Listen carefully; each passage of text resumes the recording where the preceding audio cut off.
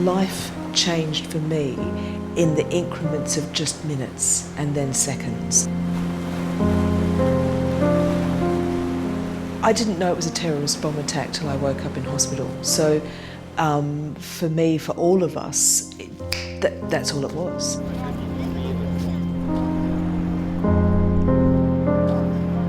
I remember we all had a little peek underneath the sheets just to see how long the stumps were and what they were looking like.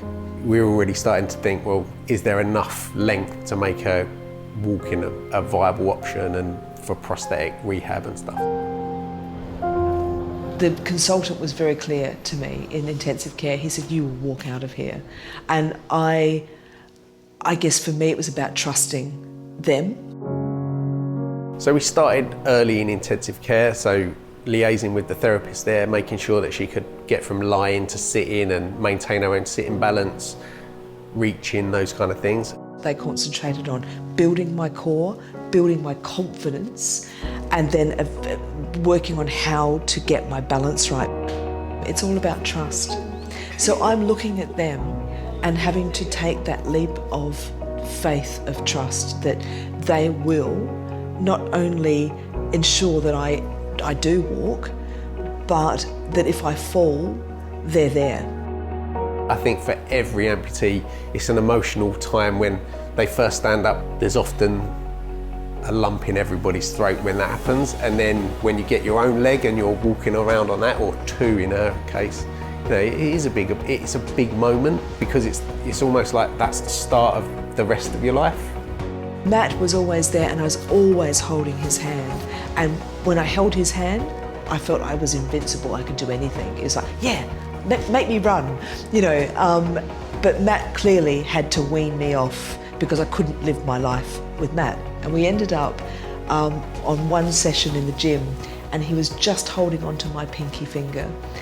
And then he let go, and I was concentrating so hard that he just said from a distance, Jill, you're doing it.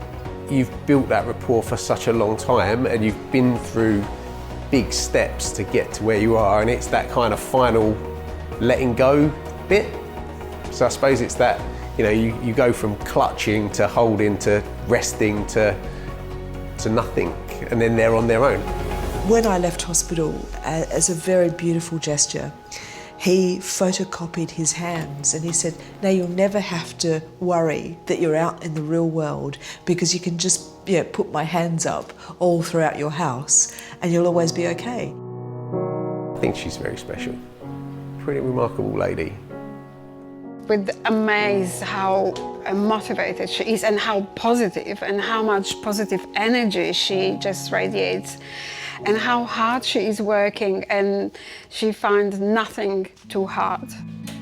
I think for me, the very point that my life was saved and that I had been able to go on to create another life really still hasn't left me 2.5 years later.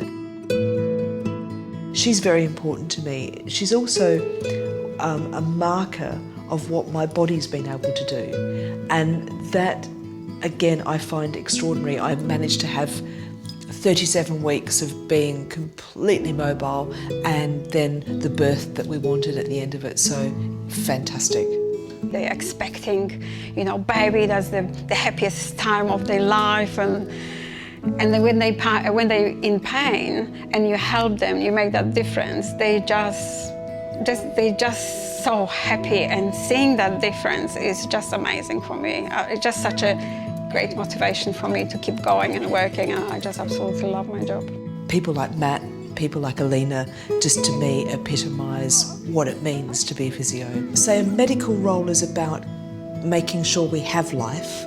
A physio's role is making sure we have a quality of life. And that quality, to me, makes the difference.